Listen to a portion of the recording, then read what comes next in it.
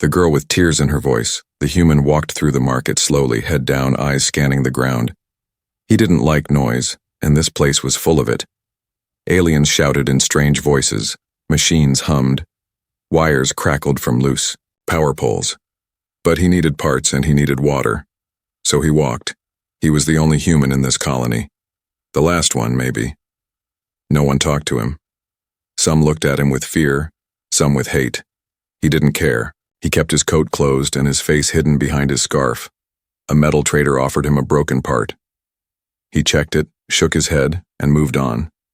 Suddenly, he felt a tug on his sleeve. Soft. Careful. Not aggressive. He turned his head and saw her. She was small, thin, maybe 12 years old. Her skin was pale blue, eyes dark and too big for her face, but it was her voice that made him freeze.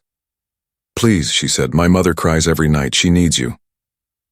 He blinked. Had he heard her right? Her accent was perfect. Her English was soft, almost like a song. But her eyes were full of something heavy, something real. "What?" he asked, stepping back a little. The girl didn't answer. She placed a small, folded cloth in his hand. Then she ran, disappearing between the stalls and crates. He stood there frozen. People pushed past him, but he didn't move. His hand opened the cloth slowly. Inside it was a photo. A human soldier, one he knew, one who should have been dead. And next to him in the photo was the same alien woman he had seen once long ago. The mother. He closed the cloth and put it in his pocket. His heart beat faster now. His past was pulling him in, and he didn't like it. He left the market without buying anything. Back in his shelter, he stared at the photo again. The soldier in the image was Marcus Vale. They had trained together, fought together. Marcus had died saving a group of aliens during the last wave. That was years ago. But somehow this girl had his photo, and she knew English. She knew him. Why? The human's name was Jonas. He hadn't heard anyone say it out loud in 5 years. He had come to this colony after the war. Humans weren't welcome here, but he kept to himself, fixed things, made just enough to survive. And now, out of nowhere, a child said her mother needed him. Jonas lit a small lamp. He stared at the photo until the light flickered. He couldn't sleep. The next morning, he went back to the market. He didn't know what he was looking for, but something in him said the girl would return, and she did. This time she stood near a stall of old tools. She saw him, didn't speak, just walked over and handed him something else, a necklace, half broken, but Jonas recognized it. It was Marcus's pendant, the one he wore under his armor. Jonas had seen him hold it before every battle. "Where did you get this?" Jonas asked. "From my mother," the girl said quietly. She said, "He was kind." She said, "You would understand." Jonas knelt down. His voice was lower now. "Who are you?" She hesitated, looked around, then whispered, "My name is Lena. My mother's name is Sevia. She was close to him. She kept everything. And when she cries, she says your name." Jonas didn't. "Speak, please," Lena said again, voice shaking. "Just meet her. She doesn't eat much. She barely speaks. I don't know what to do anymore. She needs to see you." Jonas wanted to walk away. His instincts told him to avoid it. This was trouble. Messy. Full of memories he had buried. But the girl's eyes, they were too much, too honest, too lost. He looked at the pendant again. Metal worn down, chain nearly snapped. It had been held onto for a long, long time. "Where do you live?" he asked finally. Lena gave him a location. Quiet sector. Almost abandoned. Jonas had never gone there. "I'll think about it," he said. But Lena didn't wait. She simply nodded once and walked away, as if she already knew he would come. That night, Jonas held the pendant tight in his hand. He sat in silence, staring at nothing, while the wind howled outside. For the first time in many years, he dreamed of Marcus. and a woman with sad eyes who watched him from the shadows. The Forgotten Promise. The sky above the colony was gray the next day. Ash from the old factories still floated in the air like a quiet snowfall. Jonas walked through it slow and silent. His boots crunched over broken metal and plastic sheets. He wasn't sure where he was going, but his feet were already leading him toward the quiet sector. He didn't tell himself why. Maybe he didn't need to. Maybe it was because of the girl's eyes. Maybe it was the pendant still heavy in his coat pocket. Or maybe, just maybe, it was the guilt. Guilt he never spoke about. Guilt that lived deep in his chest like a wound that never healed. He stopped in front of an old, leaning building. Cracked windows, rusted door. Plants growing where metal used to be. It looked abandoned. But he knocked. No answer. He knocked again. Softer this time. He was about to leave when the door opened just an inch. A thin hand pulled it wider, and there she was. Sevilla. She looked older than he remembered.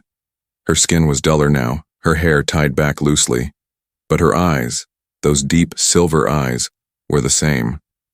Except now, they carried pain. Pain that had never left. She stared at him without a word. He didn't know what to say either. He just reached into his coat and pulled out the pendant. Her lips trembled. She didn't take it. Instead, her hands covered her mouth and she dropped to her knees. Jonas stepped forward quickly. "Are you all right?" Her voice was like a whisper broken by time. You look just like him, only older." He helped her up. Her hands were cold, too light. She hadn't been eating, just like the girl said. "You knew him," Jonas said softly. "I loved him," she replied, her eyes now wet with tears. "He saved my life. And then he gave me a life. Our daughter." Jonas's heart skipped. He looked around the room. Simple furniture, soft lights, a child's drawing pinned to the wall. It was a family, with 3 figures, a tall man, a woman, and the girl in between. "She's his?" Jonas asked quietly. Sevilla nodded. "She never knew him. She was born after he died. I told her stories, about how kind he was, how he gave me this home, how he smiled even when the war was falling all around us." Jonas looked down. He remembered Marcus's smile too. Even in the blood and fire, Marcus always smiled before they rushed into battle. He was brave in a way Jonas never was. But no one ever knew the full story. No one ever told the others what Marcus had done after the ceasefire, how he had stayed behind to help alien civilians escape, how he died doing it. "Why me?" Jonas finally asked. "Because," Sevilla said, placing a shaky hand on his arm, "he wrote about you in his letters. He said if anything ever happened to him, if I was ever alone, I should find you." Jonas stepped back, stunned. "He told you about me?" She nodded, then reached into a small wooden box on the table. She pulled out old, worn pages tied with string. "These are his," she said. "The last ones." Jonas opened them slowly. The handwriting was Marcus's. Each word was careful.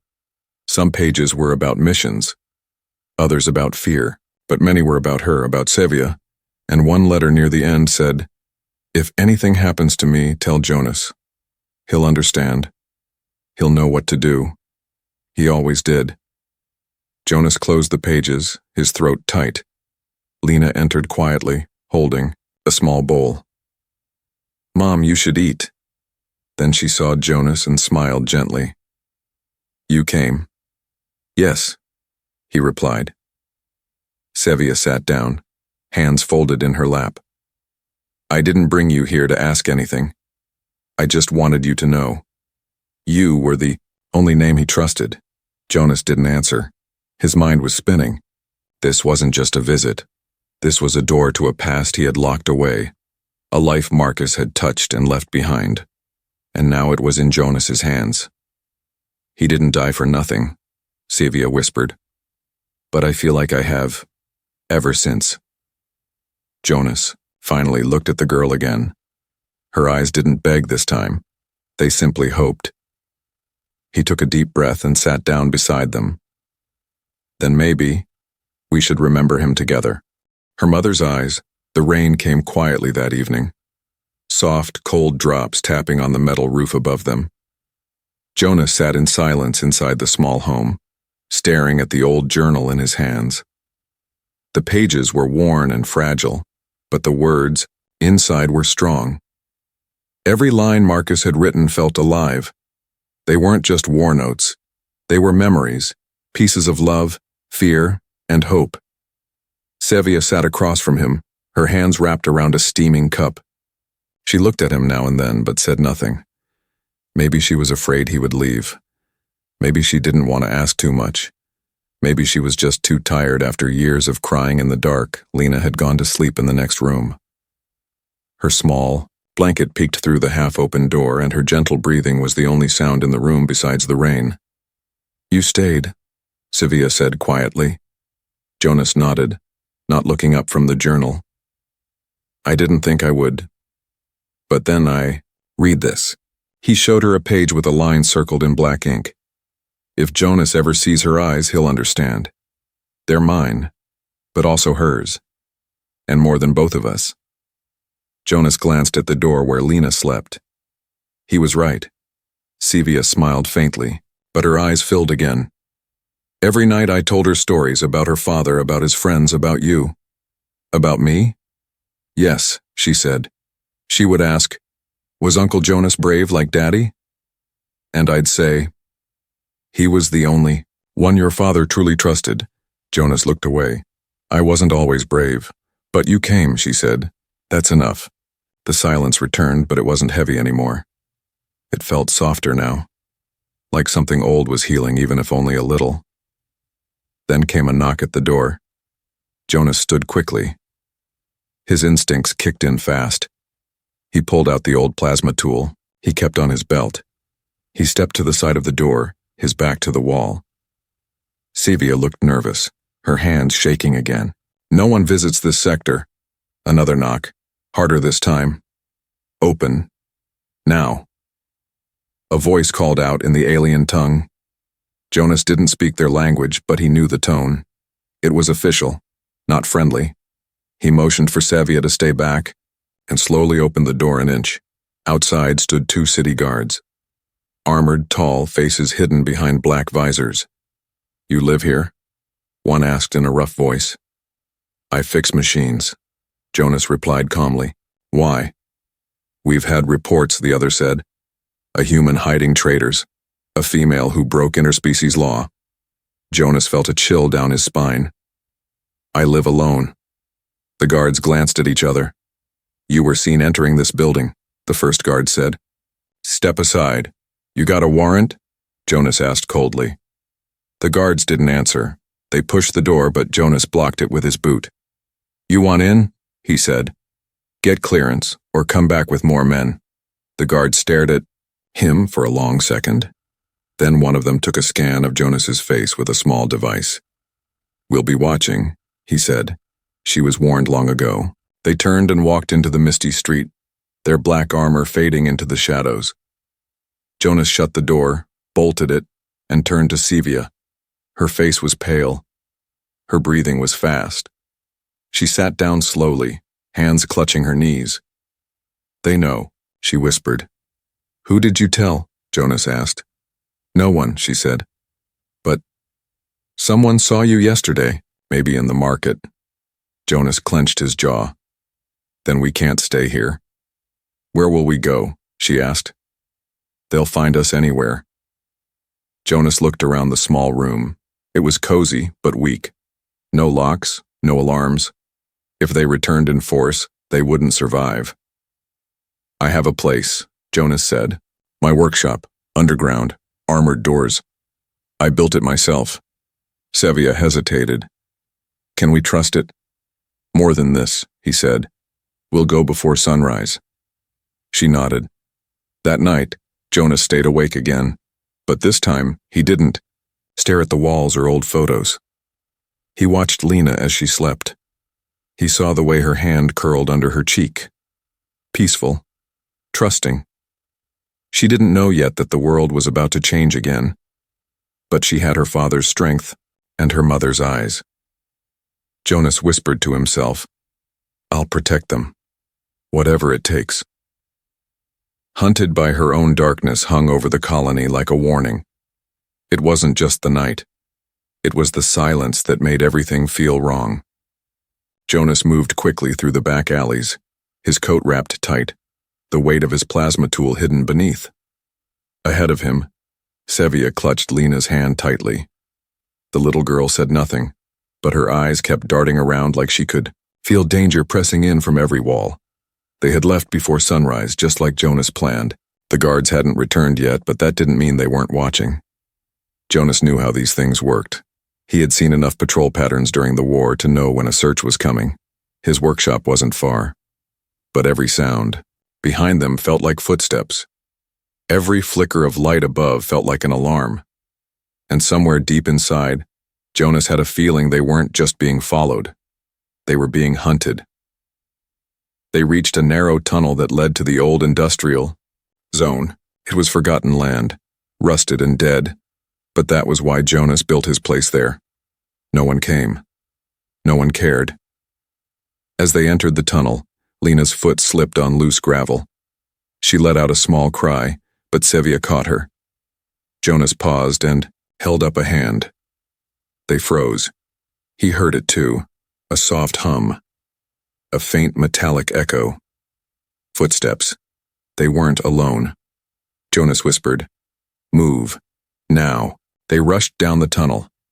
Jonas pulled a panel on the wall, revealing a hidden keypad.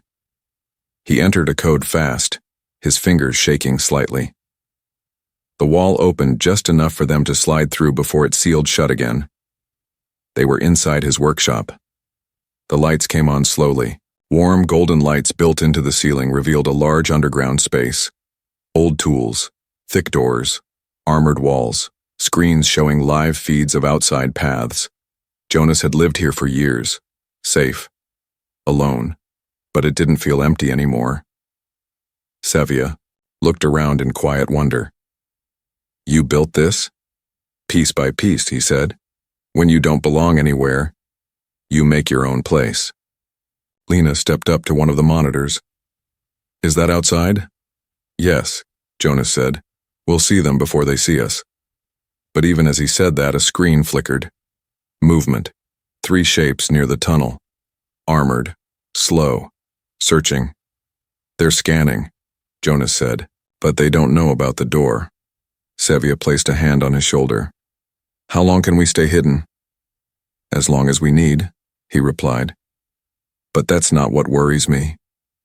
"Then what does?" she asked. Jonas turned to her, slowly. "Why now? Why after all these years? They knew about you. They knew about Marcus. They could have acted long ago." Sevia nodded slowly. "Unless someone gave them a reason." Jonas paced the room. The girl, the pendant, the photo. Someone saw her give them to me. She lowered her head. "Then they don't just want me. They want you now too." He didn't say it, but she was right. Being human was already dangerous in this colony. But being connected to something deeper, to forbidden history, forbidden love, that was something they couldn't allow. The guards weren't just watching anymore.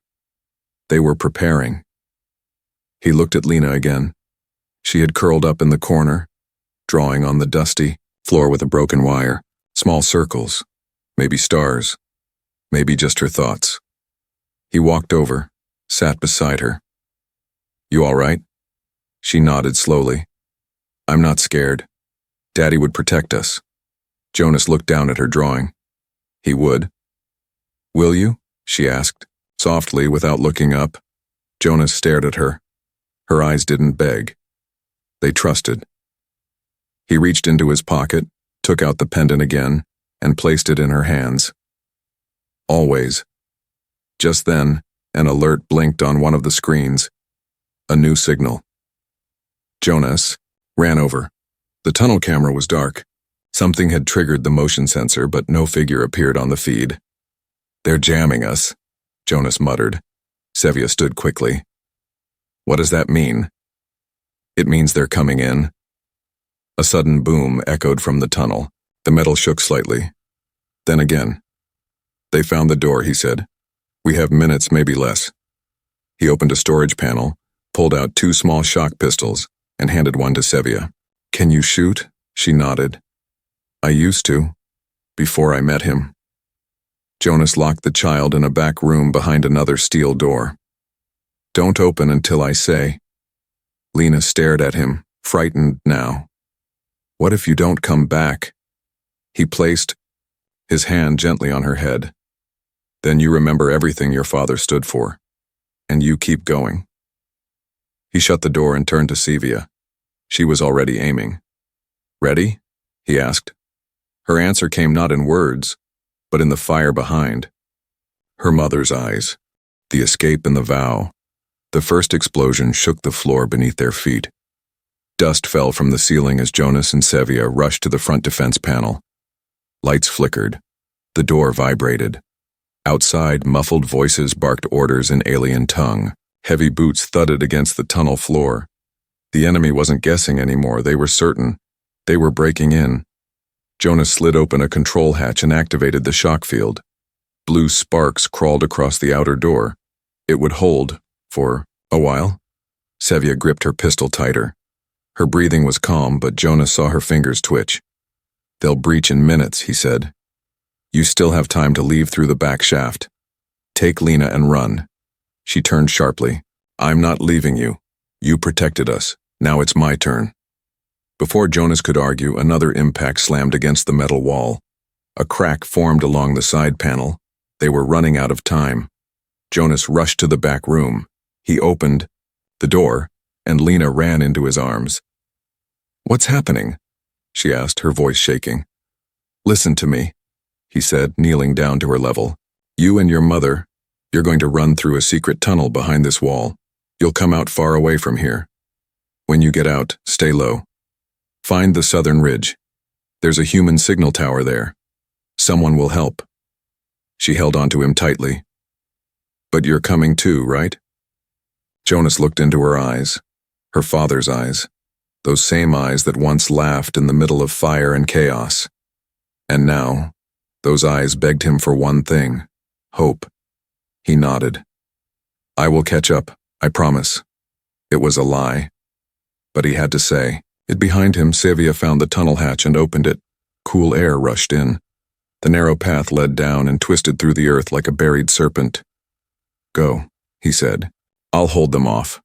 They don't know about this exit yet." "You said you wouldn't leave her," Sevia whispered. "I'm not," Jonas replied. "I'm giving her a future. Same thing." She stared at him for a long moment, then stepped forward and kissed his forehead. "Thank you for not turning away. Not like the others." Jonas didn't answer. There wasn't time. He gave Lena one last look. "Run fast. Don't look back." And then they were gone. The hatch closed. The tunnel sealed. And Jonas was alone. Turned back to the control panel. Sparks flew again. Now the outer wall was glowing red. One more blast and it would fall. He opened a second hatch in the floor, one filled with traps. Improvised grenades, shock bombs, smoke charges. Years of paranoia had paid off. As the door burst open, Jonas pressed the first switch. A wall of smoke rushed into the hallway. The guards screamed, their visors blinded. Jonas didn't wait. He threw 2 shock bombs into the fog and ducked behind the console. The blasts lit up the room in electric blue. When the air cleared, 4 guards lay twitching on the ground. 2 more stepped in. Faster. Stronger. Elites. They aimed their rifles. Jonas fired first. One shot hit the arm of the nearest soldier, spinning him sideways. The other ducked and returned fire, the plasma bolts missing Jonas by inches. He rolled across the floor, grabbed a fallen weapon and fired again. This time, he didn't miss. The last guard lunged forward, crashing into him. They hit the floor hard, grappling, fists slamming against armor. Jonas grabbed the helmet and yanked it off. Beneath it was a female officer. Cold eyes, sharp teeth. She hissed and drove her elbow into his ribs. Jonas gasped. Pain shot through his chest. But he didn't stop. He pushed her off, grabbed a pipe from the floor and brought it down once, twice, until everything went still. His body was shaking, blood on his hand. But he was alive. Barely. He limped to the corner, sat against the wall and tried to breathe. The workshop was destroyed. Alarms blared. Smoke filled the air. The cameras were dead. Everything he had built was gone. But they had escaped. That was all that mattered. He reached into his coat and pulled out Marcus's journal. The cover was burned now, edges curled by heat. He opened to the last page and with trembling fingers he wrote, "They live. She has his eyes. She will survive. I kept the promise." Jonas leaned his head back, closed his eyes, and smiled. Message to the stars. Thick smoke curled up toward the broken ceiling. Wires sparked from ruined walls. Jonas lay motionless for a while, chest rising and falling slowly, ribs aching with each breath. His fingers were cut and dried. Blood ran down his cheek, but he was alive. Barely. The silence around him felt strange. Not peaceful. Too heavy. Like the storm had passed but left something hollow behind. He dragged himself across the ruined floor. Pieces of his workshop were scattered everywhere. Weapons, tools, shattered glass from the monitors. His safe place, his world, was gone. But he hadn't lost everything. They got away. He smiled weakly. It was small, tired, but it was real. Behind a broken wall panel, a blinking light caught his eye. It was faint but steady. Jonas crawled toward it, ignoring the pain in his side. He ripped the panel open and revealed an old transmitter. A backup system he hadn't used in years. It still worked. Somehow, after all the explosions and fire, it still had power. He laughed quietly. "Marcus, you crazy bastard. You were right about backups." His fingers danced over the dusty keys. Slow at first, then faster. He entered the ancient human codes. Emergency signals. Restricted frequencies that hadn't been used since the war. He didn't know if anyone was out there. But he had to try. His voice shook as he spoke into the transmitter. "This is Jonas Hale, human, former engineer, survivor of Unit 7 Black, Dawn Division, requesting contact. Repeat, requesting contact. I have survivors, I have data, and I need help." He paused. No response, just static. "If anyone hears this, she's alive. Her name is Lena. She's his daughter, Marcus Vale's daughter, and she's worth saving." He closed his eyes, and then the static changed. A soft beep. A code. Faint. So faint. But there. Then came a voice. Rough. Older. But clear. "This is Commander Raven. Jonas, we've been waiting." His heart stopped for a moment, then raced faster than it had in years. "You're real," Jonas whispered. "We never left," the voice replied. "We've been in hiding, building, watching." Jonas gripped the edge of the console. "I have 2 civilians. One's wounded. The other, the girl. She's important." "Send coordinates," Raven said. "We'll extract. No questions, no delays." Jonas sent them everything. The route to the southern ridge, the emergency beacon Sevia carried, the path through the old tunnels. He didn't know if she had reached it yet, but he hoped. He believed. "We have incoming hostiles on the colony grid," Raven warned. "You need to disappear." Jonas looked around at the burning wreckage. "I already did," Raven's voice lowered. "Your file said you were dead." "Not yet," Jonas replied. "But I'm getting close. We'll get them. We swear it." "Don't swear it," Jonas said. "Just keep her safe." He cut the line and sat there, eyes fixed on the smoke above him. The pain in his chest was getting worse. He knew something was broken inside. bleeding maybe. Time wasn't on his side, but his mind was calm now. The pendant still hung around his neck. Not for himself, but for Lena, for Sevia, for the promise he made beside a dying man on a battlefield years ago. A promise that now, finally, meant something again. Somewhere out there, Lena was running through the hills, maybe scared, maybe crying, but she was alive, and people were coming for her. Humans, real ones, soldiers who still remembered, and maybe, just maybe, the galaxy would remember too. Remember that even the last ones left behind could still make a difference. Jonas leaned his head back, closed his eyes again. He thought of Marcus. He thought of the girl's voice. He thought of the day he found a photo wrapped in cloth, and a reason to live again. The last promise kept wind howled across the southern ridge, sharp and dry, the kind that stung the skin and carried the scent of metal and dust. Above the hills, the sky had turned orange, lit by twin suns slowly rising behind the mountains. Everything looked quiet, but nothing felt calm. Lena held her mother's hand tightly as they climbed through the last stretch of rocky ground. Sevia moved slowly, her steps unsteady. Blood still marked her sleeve. Her shoulder was wrapped with cloth Jonas had given them before the escape. She hadn't spoken much since they left. But she kept moving. She had to. Behind them, the tunnels were far. Behind them, the explosion, the shouting, the gunfire. But ahead, hope. Lena's heart beat fast. Not from fear, but from something else. Something she couldn't explain. They reached the top of the ridge, and then they saw it. A small silver pod. Smooth, shaped like a falling star, parked between the rocks. Two figures in human armor stood beside it, motionless at first.